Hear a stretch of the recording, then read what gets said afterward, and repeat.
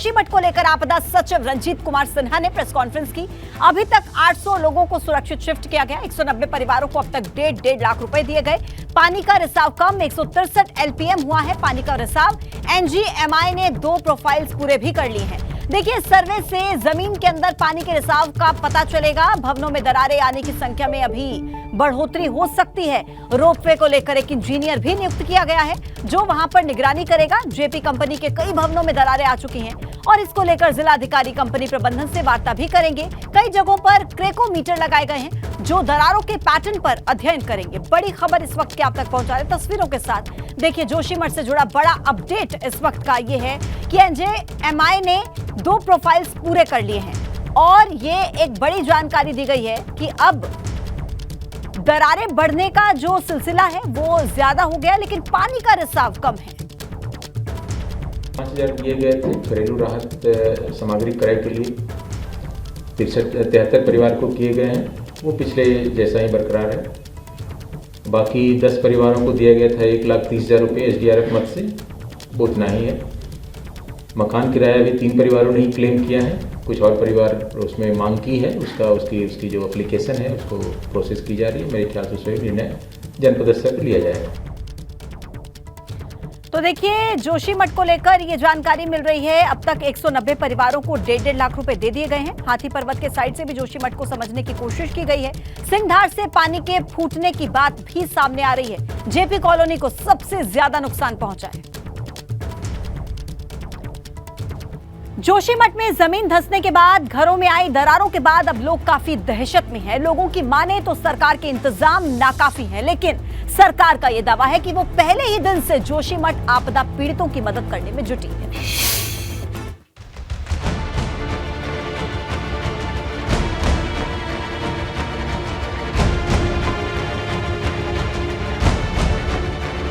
एक और जहां जोशीमठ में होटल मलारी इन और माउंट व्यू को गिराने का काम जारी है, तो दूसरी ओर होटल के पीछे विस्थापित लोगों ने विरोध शुरू कर दिया है। होटल के पीछे विस्थापित लोगों का आरोप है कि सरकार ने होटल स्वामियों की मांगे तो मान ली, लेकिन इनको अनदेखा किया गया।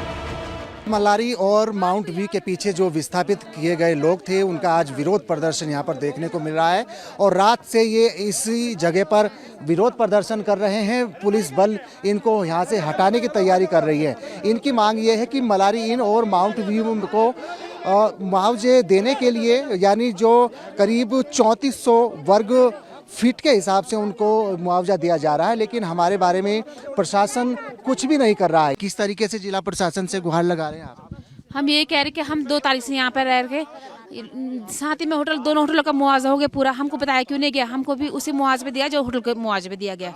हम इसलिए करें। क्या है आपकी मांग? मेरी शासन प्रशासन से यही गुहार है, जिनको इन्होंने होटल के रेट पे जिनको दिया गया, हमको भी वही रेट पे चाहिए। हालांकि लोगों का आरोप है कि उन्हें अनसुना किया जा रहा है, लेकिन सरकार का कहना है कि आपदा के पहले दिन से ही सरकार एक्शन में है और प्रभावितों की पूरी मदद की जा रही है। इतना ही नहीं, सरकार ने नए शहर बसाने की भी बात कही है। जोशीमठ में जो प्रारंभिक रूप से जो सर्वेक्षण हुए हैं, जो हमारे एडमिनिस्ट्रेशन ने चिन्हित की है जगह, वो चिन्हित जितने भी मकान हैं, लगभग 700 के आसपास मकान हैं, 700-800 के बीच में, उन सभी मकानों को खाली करवा दिया गया है और आपदा में जो राहत के काम हैं वो सब हो रहे हैं।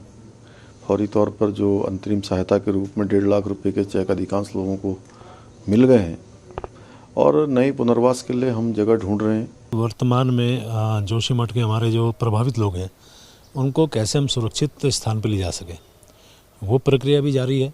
जहाँ तक टाउनशिप की बात है तो उसमें कुछ स्थान चिन्हित किए गए हैं, उनको जब तक उनकी फाइनल रिपोर्ट नहीं आ जाती, क्योंकि एक जगह से हटके हम दूसरी जगह का हम पूरा सर्वे कर लें, वहाँ फिर आने वाले समय में कोई परेशानी उस प्रकार की ना हो, तो ये होने के बाद फिर उस बारे में हम लोग निर्णय लेंगे।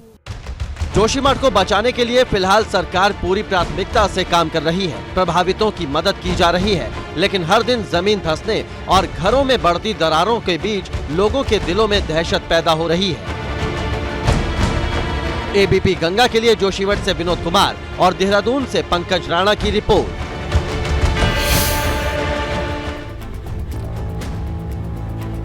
और देखिए जोशीमठ के 2 और होटल्स पर संकट छा गया है। एक होटल दूसरे होटल की तरफ झुक गया। होटल कॉमेट लॉज और स्नो क्रेस्ट होटल पर संकट मंडरा रहा है। और देखिए तस्वीरें आपको दिखाते हैं और वहां की रिपोर्ट आपको दिखाते हैं। मलारी इन और माउंट वी पर संकट के बाद अब 2 ऐसे होटल हैं जिन पर बिल्कुल अब खतरा मंडरा रहा है, यानी होटल कॉमेट और स्नो क्रेस्ट। ये 2 ऐसे होटल हैं जो आपस में मिल रहे हैं और बिल्कुल आप देख पा रहे हैं कि ये जो पिलर है बिल्कुल ये ध्वस्त होने की कगार पर है। और इस तरफ का जो नज़ारा है ये होटल कॉमेट है जो दूसरे होटल की तरफ झुक गया। यानी जिस तरीके से मलारी इन और माउंट इन आपस में जो टकराए थे वही स्थिति इन तमाम दोनों होटल की यहाँ पर देखने को मिल रही है। हालांकि जिस तरीके का अभी यहाँ पर संकट की बात है और जो एक ध्वस्तीकरण की बात है वो तो अभी जिला प्रशासन से बात करने के बाद ही पता चलेगा, लेकिन जो इनके होटल के स्वामी हैं उनसे बातचीत करने की कोशिश करेंगे। सर,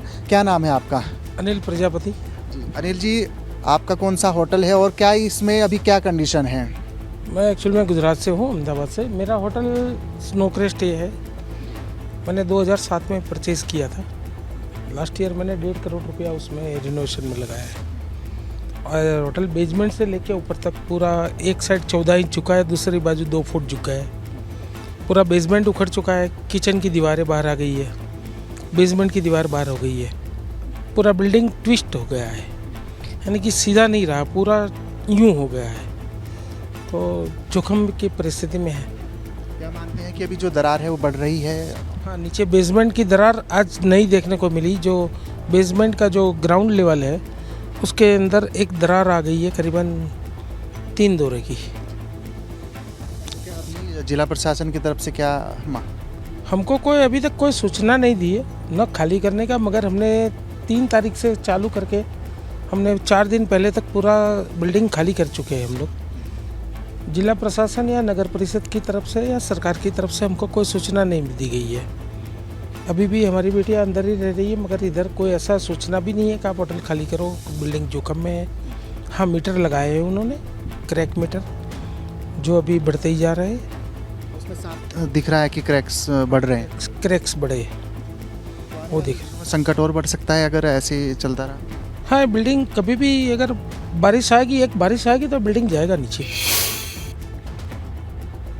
और देखिए देहरादून से इस वक्त एक बड़ी खबर मिल रही है। 2015 दारोगा भर्ती परीक्षा मामले में बड़ा एक्शन लिया गया। जांच पूरी होने तक 20 दारोगा को सस्पेंड कर दिया गया। विजिलेंस की टीम इस पूरे मामले की जांच कर रही है। पंतनगर यूनिवर्सिटी ने दारोगा भर्ती परीक्षा करवाई थी और अब इस पूरे मामले को लेकर देखिए एक्शन लिया गया है। एक्शन ये है कि 20 दारोगा को जांच पूरी होने तक सस्पेंड कर दिया गया। विजिलेंस की टीम इस पूरे मामले की जांच कर रही है। वही लिखी हुई है और कोड भी वही के हैं, तो मूल दस्तावेजेस भी वहीं पे होना होता है। तो उसे चलते वहाँ पे जो एसएसपी हरिद्वार के नेतृत्व में एसआईटी गठित की गई। उस पे एसटीएफ का भी हमारे बंदे भी उसमें है, कनेक्टिविटी रहेगी। तो देखिए 2015 दारोगा भर्ती परीक्षा मामले से जुड़ा ये पूरा मामला सामने आया है जिसमें एक्शन लिया गया है। जब तक जांच पूरी नहीं होती तब तक 20 दारोगा सस्पेंड। विजिलेंस की टीम देखिए इस पूरे मामले की जांच कर रही है और इससे पहले दीपक कौशिक उधम सिंह नगर से हैं, इन्हें सस्पेंड किया गया है। अर्जुन सिंह उधम सिंह नगर से जो इन्हें भी सस्पेंड कर दिया गया। ये देखिए मीना पपोला जो उधम सिंह नगर की जिम्मेदारी संभाल रही हैं, उन्हें भी सस्पेंड कर दिया गया। कुल ऐसे 20 नाम हैं, 20 दारोगा जिन्हें सस्पेंड किया गया। ज्यादा जानकारी के साथ हमारे सहयोगी रवि कैंतुरा इस वक्त फोन लाइन पर जुड़ गए हैं।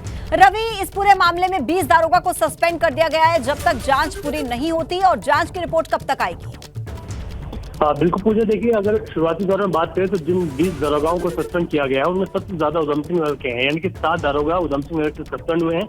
उसके बाद देहरादून के 5 हैं और नैनीताल के 3 हैं। इसके अलावा पौड़ी, चमोली, चंपावत यहाँ से भी एक दारोगा को सस्पेंड किया गया है। अभी विजिलेंस इस पर जांच आगे बढ़ा रही है।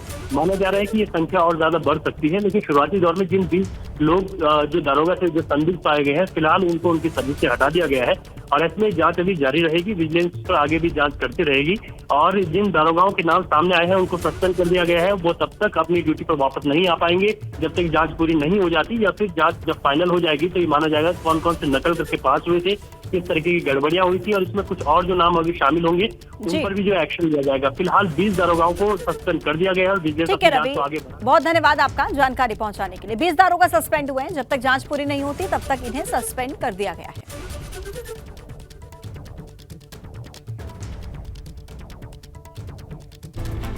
उत्तराखंड में भाजपा में दायित्व को लेकर वरिष्ठ नेताओं का इंतजार अब और बढ़ गया है। जोशी मठ में आई आपदा की वजह से ये माना जा रहा है कि फिलहाल पार्टी के नेताओं को सरकार में एडजस्ट नहीं किया जाएगा।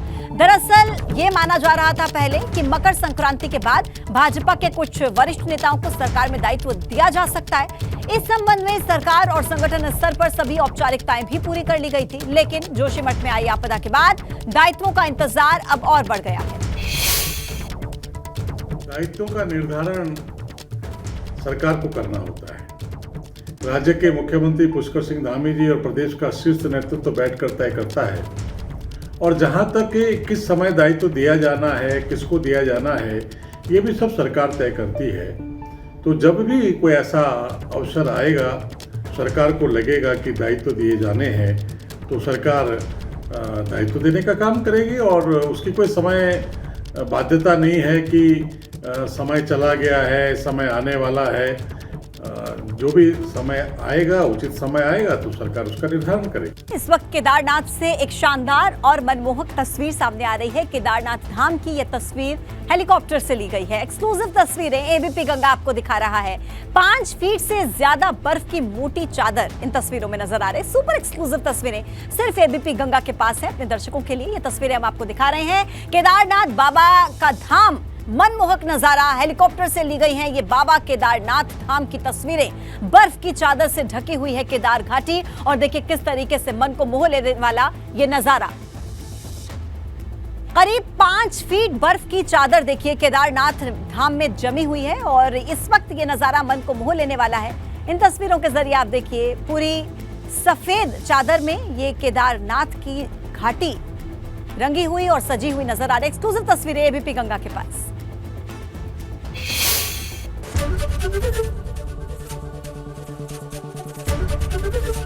एबीपी गंगा, खबर आपकी, जुबान आपकी।